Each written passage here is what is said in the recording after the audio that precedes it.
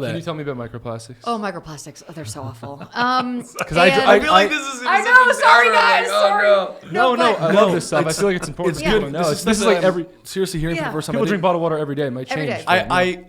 To be honest, we had bottled water in our fridge for a little while when we first moved here, and I was like, to be honest, I feel like we don't even need it now. We have this. We got the filter now, Yeah. and I always knew plastic wasn't great. Didn't know why, and I didn't even do Yeah. my research. I just kind of went with the filter because I feel. So we got plastic bottles out of our fridge because I was seeing like ocean pollution and stuff like that. But now I'm hearing for the first time about microplastics, and I didn't even know I could have been drinking that. I guess what we're saying is we like to know why we installed the filtration system at our house. Okay. It was a good investment. Yes, it was absolutely the right thing to do. For your health. Yeah. So microplastics, oh man, they're, when we talk about plastics in our ocean, for instance, right?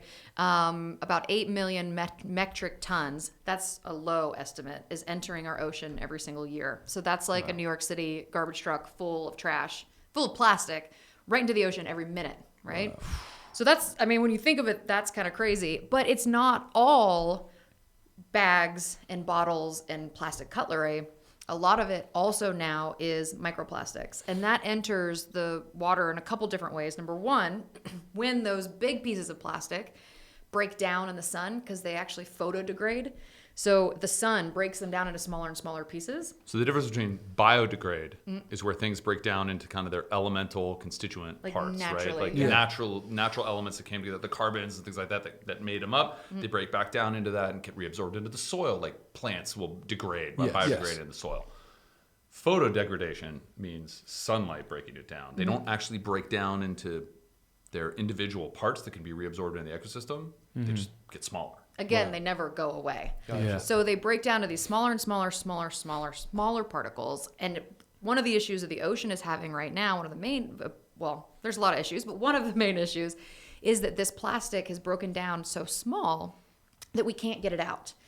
When you hear people talk about the Great Pacific Garbage Patch, a lot of people think it's a big island of plastic trash that you can go out there and scoop up. And they're like, well, why aren't we doing that?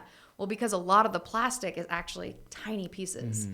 Another reason, if you don't want to choose not to eat fish, is fish think the plastic, it actually looks like their regular food.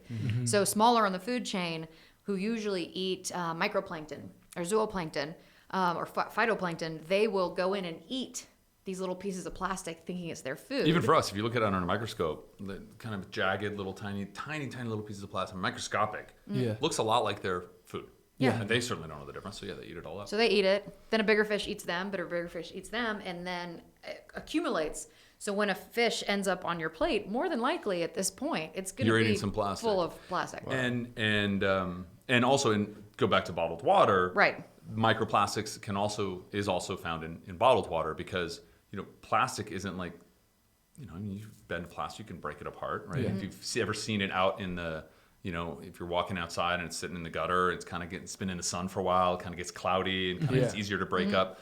So all those tiny little bits of plastic, even in a bottled water, that plastic will slough off. Like little bits of that plastic will come off in the water as it's sitting there on the shelf and being manufactured. And then you're drinking it. And those microplastics are being absorbed into your body. Microplastics, particularly in the ocean, but also can be endocrine disruptors, have all sorts of problems in your hormones, all sorts of problems in like your physiology. Wow. So every time you're drinking bottled water, you're also drinking plastic. Yeah. Wow. And here's another thing that I always love to kind of blow people's minds with. A lot of people don't think about their clothes. And when you wash something that's made of plastic, little plastic fibers, microfibers, will break off and enter the water system. Just like fibers of cotton. Think of when you take your dryer out and you have to clean out the lint from your dryer. That's all little bits of cotton and things like that. Same thing happens to clothes made out of plastic. But a lot of people say, well, I don't wear plastic. I don't buy plastic clothes. But a lot of rayon, lycra, nylon, it's actually petroleum based. Wow. So if you're wearing clothes that are made from non-natural resources, you're actually wearing plastic. And every time you wash it, the plastic is shedding off and entering the water system, entering your local municipality, and a lot of municipalities can't get the plastic out either. Yeah. So another reason that it was good that you put a water filter in your house. Okay.